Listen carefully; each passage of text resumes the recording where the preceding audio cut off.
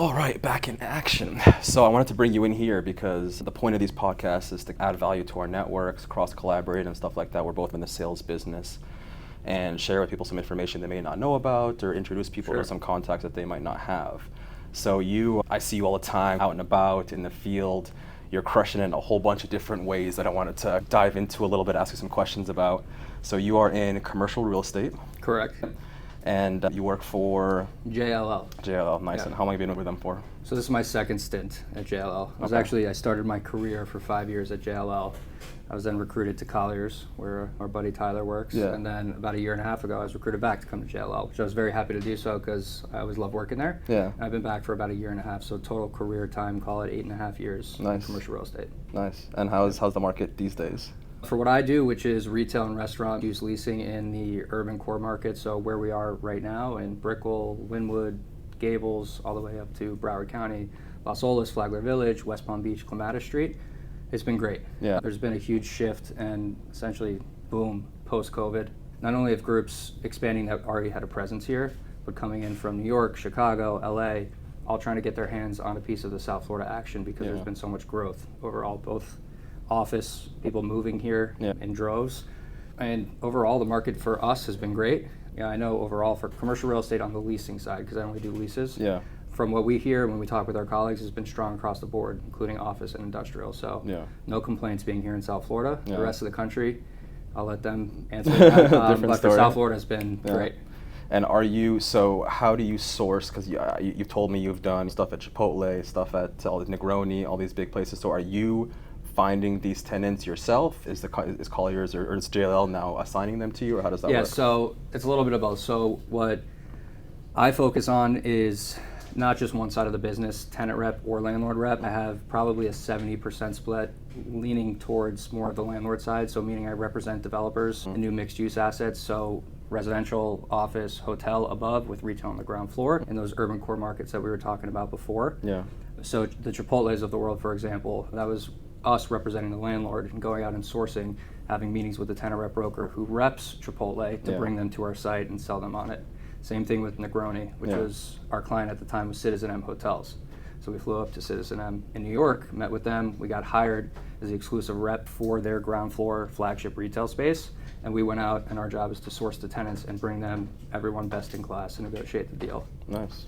So to answer the second part of your question, for my book of business right now, which I think I just signed up today, my 29th property, they're 97% sourced by me.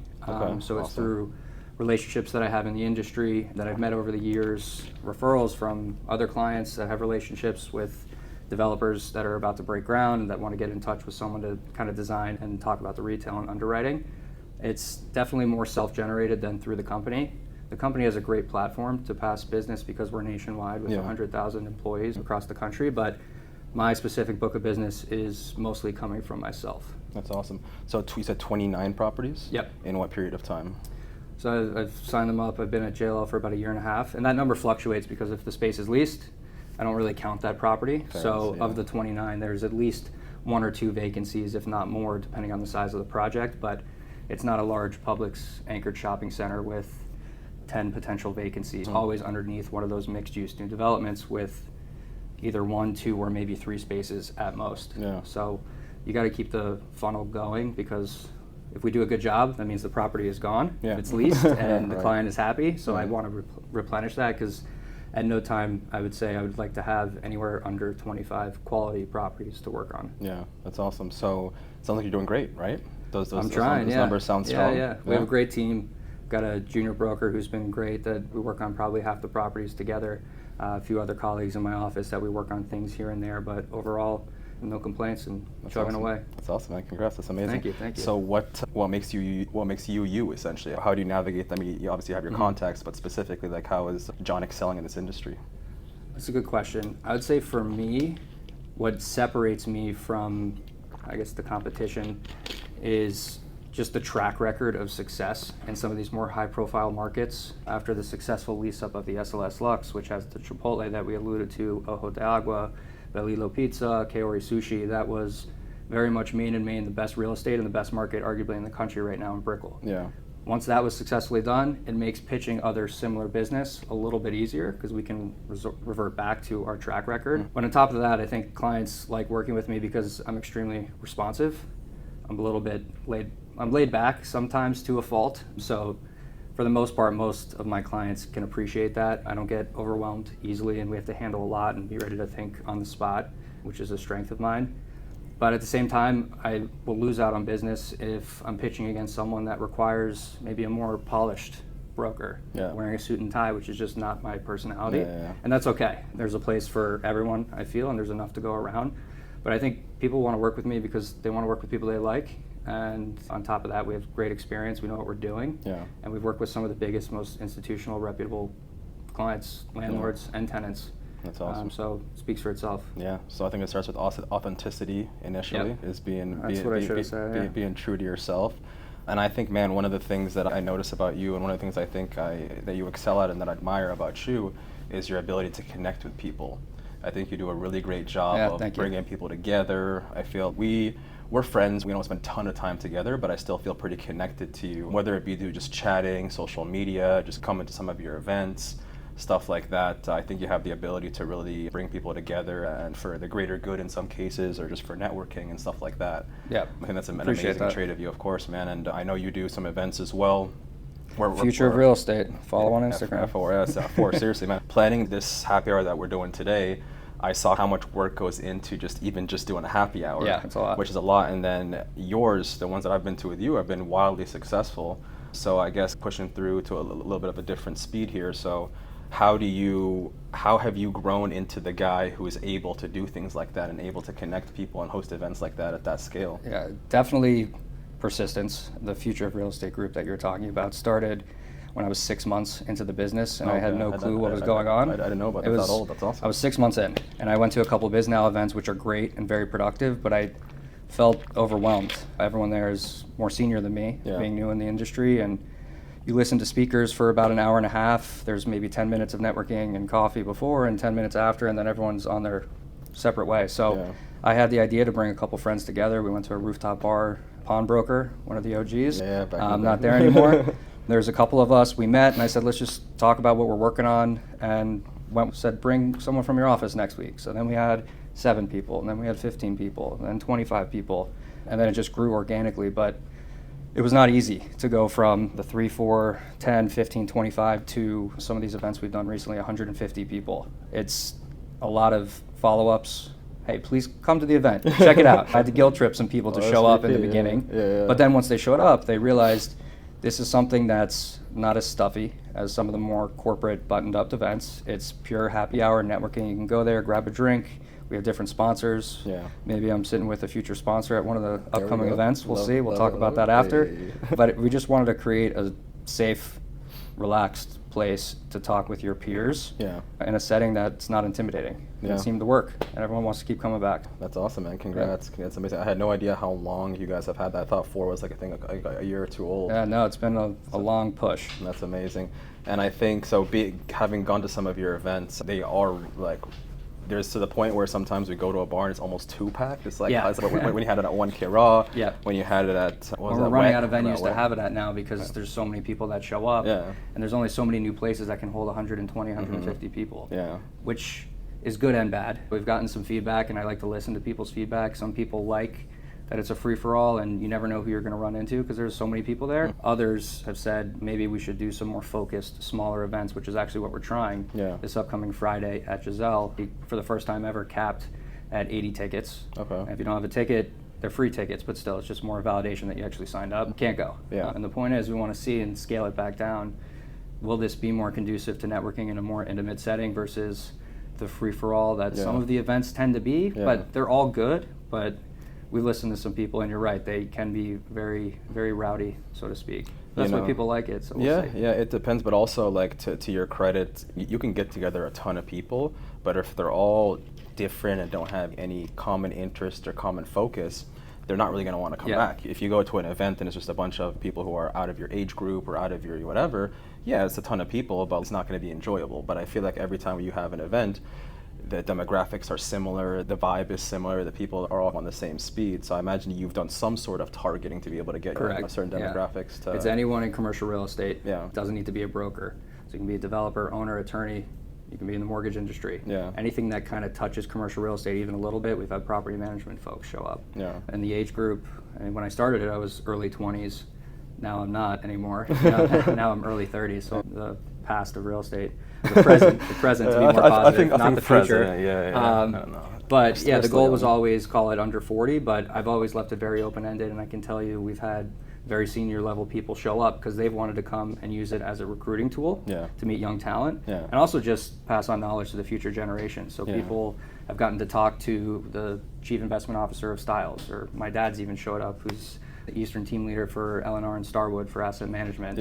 And they're also in a casual setting, and they're not all buttoned up and polished in the office. So you can actually approach someone that you might never actually be able to talk to.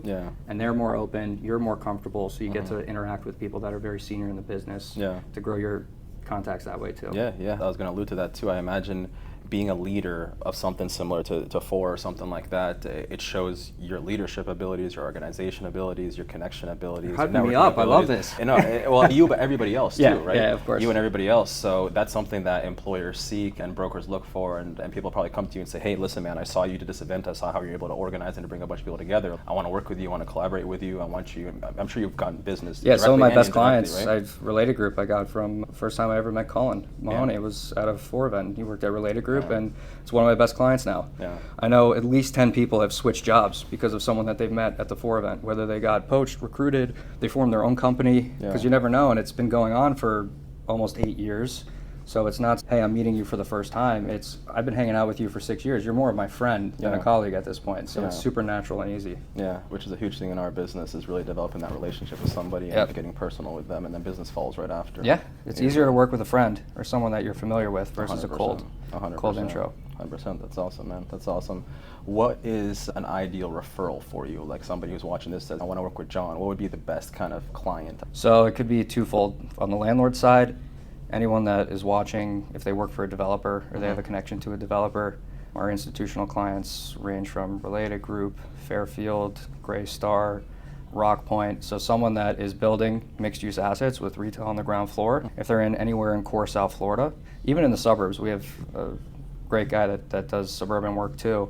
Anyone on the ownership or development side with retail, we would love to talk to. And then on the flip side, for the tenant rep, because we do represent a number of tenants, Solid Core that's open here in Brickell. They have 100 locations nationwide. I think most of the ladies watching this episode will be familiar with Solid Core. They're great. Action Black Gym, who we just signed a lease with in Panorama Tower here in Brickell, Red Phone Booth that we were talking about earlier. That's awesome. So anyone who has a contact to a retail or restaurant business that is looking to expand, we represent dozens and dozens of them to help with their expansion plans, whether it's just one location or rolling out 15 throughout South Florida, and we come up with a lot more in-depth strategic plan on how to grow and where to be. So either side. That's awesome. That's awesome. So what's anything exciting coming up in this area in Brickell soon that people can get a sneak peek at or something?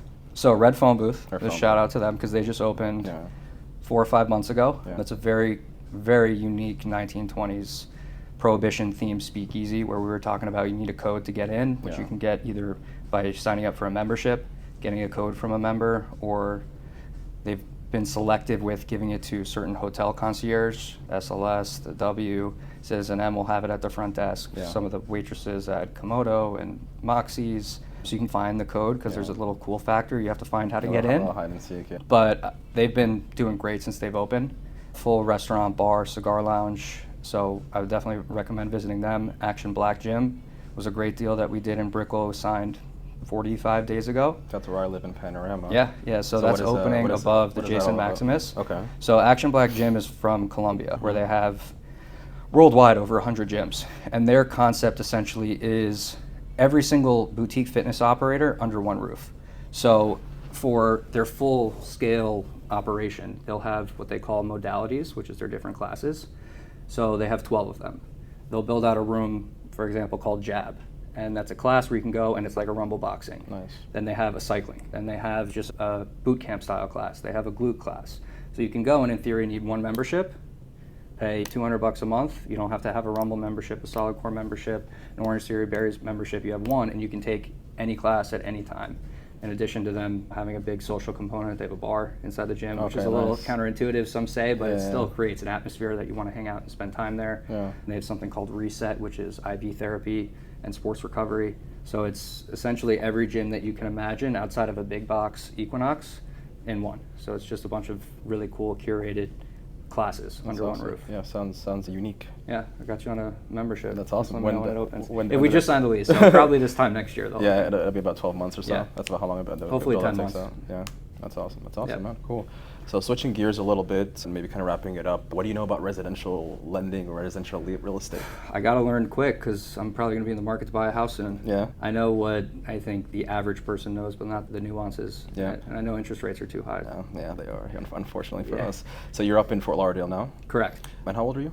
32. 32. So have you owned real estate before? No, never. Okay. The house will be the first. Yeah. And why do you think you haven't owned real estate up until this point? Why haven't I owned real estate? I guess it's in fact to the deal that I have in Fort Lauderdale right now.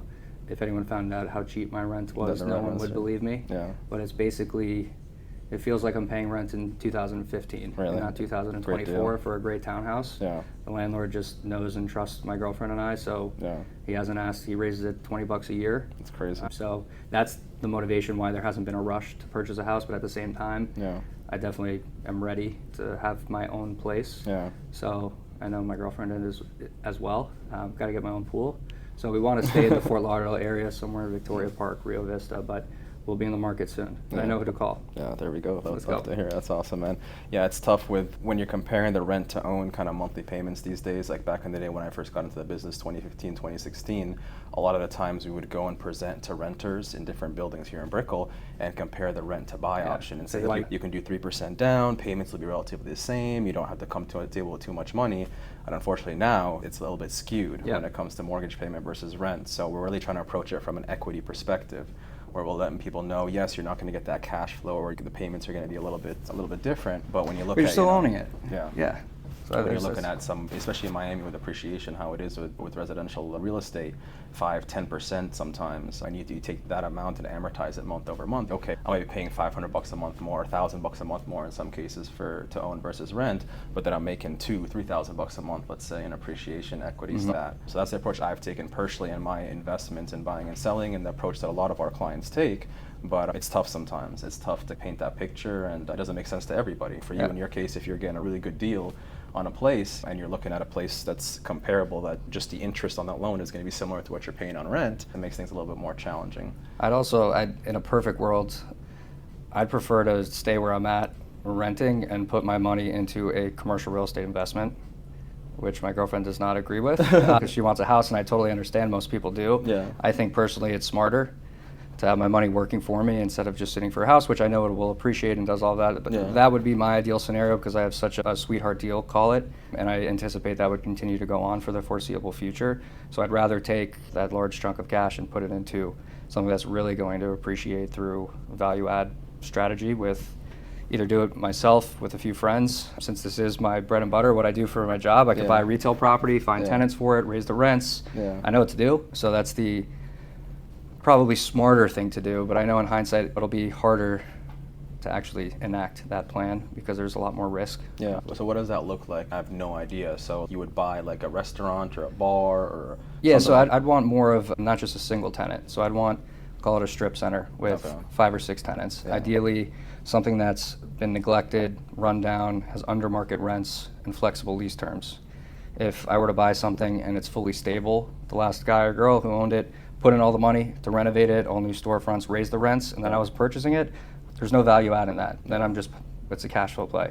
For me, I would like to purchase something, again, with a group, syndicate some money together, purchase an asset that's really not even close to maximizing its potential, kick some of the tenants out, no hard feelings, but at the end of the day, it's business, right? So if there's an old smoke shop that's run down and they're paying $20 a foot, but the market is $40 a foot, I have the connections because I do retail leasing, right? I can go out there, source a new tenant, sign a new long-term 10-year lease, and backfill that old rundown whatever tenant with someone that's new and vibrant, creates more of a reason for other tenants to want to lease next to them. You do that over time, and you raise the rents by 50, 60% across the board. It doesn't happen overnight.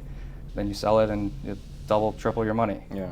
What do loan to values look like on something like that? So probably 40%. 40% down? Yeah, for 35 or 40% for down for a commercial property, I would say. But anything that I would do is, we're not talking about a $30 million acquisition. Yeah. We're talking about a strip center for a couple $1,000,000 where you can pool the money together through people that we trust and through the networking group and just the people like yourself or friends that we know that are somewhat in the business or have an idea of what's going on. I feel like that would happen in 2 seconds. Yeah. It takes being proactive to do it, and I've talked about it forever and have not lifted a finger to actually make it happen. Yeah. But I still like to think one day I will. Yeah. Because at the end of the day, I think the goal is to own real estate, and I believe you do. Yeah. And to create a little empire that you can have a nest egg and work off of. Yeah. Are you familiar with the rates at all? How rates are doing in commercial lending these days? Loosely. I know what we see right now a lot, and my 90% or 95% of what I do is leasing. Yeah. But we do get questions because some of our clients are interested in selling after we sign a lease and we raise the value and implement an NOI that they can put a cap rate on. But some of the issue and the delta between why things aren't trading as much on the sales side is because of where rates are at, which are in the 7s. And if people are asking a 6 cap, but they have to borrow money at 7.5%, it doesn't add up. They're losing money to buy the property. So there's been a delta between buyers and sellers to try to get transactions to make sense. Wow. If something is in the 7-8% cap world, which is really hard to find in South Florida, things will transact. Or if it's a 1031 buyer that just needs to put money into something, that's where you get those single tenant Starbucks or McDonald's that's just there for 20 years. That a 1031 exchange buyer will just buy all cash and collect their money, save on taxes. Yeah. So there is a little bit of a delta right now between buyers and sellers because where rates are at. Yeah, that makes sense. Awesome, man. Cool. If somebody wanted to get in touch with you to talk about or talk about something, what's the best way they could do that?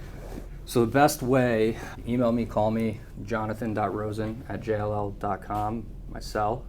Do people give out their cell phone on this? Maybe Instagram, JONBROSEN, John B. Rosen. Perfect. Or email.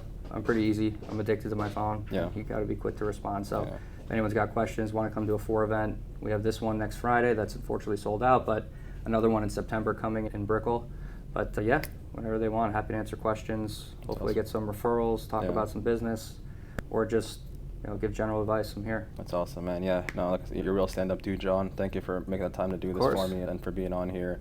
I respect you a lot. I see what you're doing. I love what you're doing, and I want to support you in any way I can, and I want to collaborate with you a little bit more as well as we start to grow our own business here with Mortgage Bolt and stuff like that. Of course. I don't want the distance from Florida to Miami. I'm here more than I thought I would be, even though I moved to Fort Lauderdale. Brickell has a way of sucking you back in sometimes, right? I can't not have. We need to always have a Miami presence. We have a beautiful Miami office in downtown, so I'm here once or twice, 3 times a week, depending on how the weeks go. Yeah. You just got to play around with the traffic a little bit. Yeah, try to bob and weave. Awesome, man. Thanks, man. Appreciate it. Thanks for having me. Thank you, man.